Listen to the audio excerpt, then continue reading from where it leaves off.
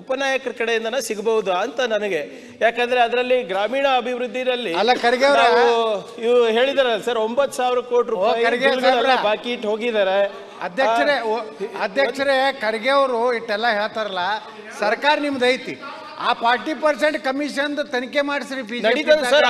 ಈಗ ನೀವು ಏನ್ ಮಾಡ್ಲಕತ್ತೀರಿ?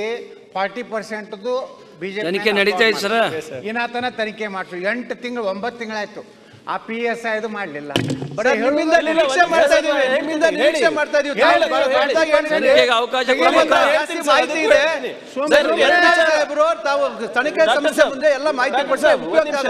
ಡಾಕ್ಟರ್ ಸಾಹೇಬ್ ಒಂದ್ ನಿಮಿಷ, ನಾನು ಇಲ್ಲ ಸರ್,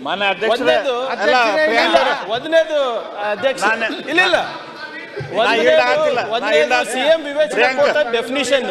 ಎರಡನೇದು ನಮ್ಮ ಹಿರಿಯ ಲೀಡರ್ ಅವರೇ ಸರ್, ಯತ್ನಾಳ್ ಸಾಹೇಬ್ರು. ಅವ್ರು ಎತ್ತಿರೋ ಪ್ರಶ್ನೆಗೆ ಜಸ್ಟಿಸ್ ವೀರಪ್ಪ ಕಮಿಷನ್ ಅವರು ಕೊಟ್ಟಿದ್ದಾರೆ. ನೀವು ಹೋಗಿ ನೀವು ಅಲ್ಲಿ ಸಾಕ್ಷಿ ಕೊಡ್ರಂದ್ರೆ ನೀವು ಹೋಗೇ ಇಲ್ಲ ನೋಡ್ರಿ ಸರ್. ನೀವು ಪ್ರಿಯಾಂಕ್ ಅವರ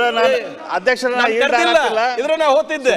ಜಯಶಂಕರ್ ಜೇನು ಸಾಕಣೆ ಮಾಡಿ ವರ್ಷಕ್ಕೆ 3.5 ಕೋಟಿ ಗಳಿಸ್ತಿದ್ದಾರೆ. ನೀವು ಕೂಡ ಅವರಿಂದ ಕಲಿಬೇಕಾ? ಅವ್ರ ಜೊತೆ ವಿಡಿಯೋ ಕಾಲ್ ನಲ್ಲಿ ಮಾತಾಡಬೇಕಾ? ಈಗಲೇ ಫ್ರೀಡಮ್ ಆಪ್ ಡೌನ್ಲೋಡ್ ಮಾಡಿ. ಉಪನಾಯಕರ ಕಡೆಯಿಂದನ ಸಿಗಬಹುದು ಅಂತ ನನಗೆ. ಯಾಕಂದ್ರೆ ಅದರಲ್ಲಿ ಗ್ರಾಮೀಣ ಅಭಿವೃದ್ಧಿಯಲ್ಲಿ ಇವು ಹೇಳಿದಾರಲ್ಲ ಸರ್, 9,000 ಕೋಟಿ ರೂಪಾಯಿ ಬಾಕಿ ಇಟ್ಟು ಹೋಗಿದ್ದಾರೆ. ಅಧ್ಯಕ್ಷರೇ ಖರ್ಗೆ ಅವರು ಇಟ್ಟೆಲ್ಲ ಹೇಳ್ತಾರಲ್ಲ, ಸರ್ಕಾರ ನಿಮ್ದು ಐತಿ, ಆ 40% ಕಮಿಷನ್ ತನಿಖೆ ಮಾಡಿಸ್ರಿ. ಈಗ ನೀವು ಏನ್ ಮಾಡ್ಲಕತ್ತೀರಿ? 40% ಬಿಜೆಪಿ ತನಿಖೆ ನಡೀತಾ ಇದೆ ಸರ್. ಇನ್ನಾತನ ತನಿಖೆ ಮಾಡ್ರಿ. 8 ತಿಂಗಳು 9 ತಿಂಗಳಾಯ್ತು.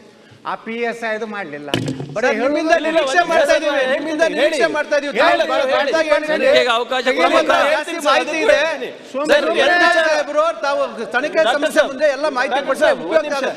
ಡಾಕ್ಟರ್ ಸಾಹೇಬ್ ಒಂದ್ ನಿಮಿಷ, ನಾನು ಇಲ್ಲ ಸರ್, ಒಂದನೇದು ಅಧ್ಯಕ್ಷ ಇಲ್ಲ ಸಿಎಂ ವಿವೇಚನೆ ಡೆಫಿನಿಷನ್. ಎರಡನೇದು ನಮ್ಮ ಹಿರಿಯ ಲೀಡರ್ ಅವರೇ ಸರ್, ಯತ್ನಾಳ್ ಸಾಹೇಬ್ರು. ಅವ್ರು ಎತ್ತಿರೋ ಪ್ರಶ್ನೆಗೆ ಜಸ್ಟಿಸ್ ವೀರಪ್ಪ ಕಮಿಷನ್ ಅವರು ಕೊಟ್ಟಿದ್ದಾರೆ. ನೀವು ಹೋಗಿ ನೀವು ಅಲ್ಲಿ ಸಾಕ್ಷಿ ಕೊಡ್ರಂದ್ರೆ ನೀವು ಹೋಗೇ ಇಲ್ಲ ನೋಡ್ರಿ ಸರ್. ನೀವು ಪ್ರಿಯಾಂಕ್ ಅವರ ಇದ್ರ ನಾ ಹೋಗ್ತಿದ್ದೆ.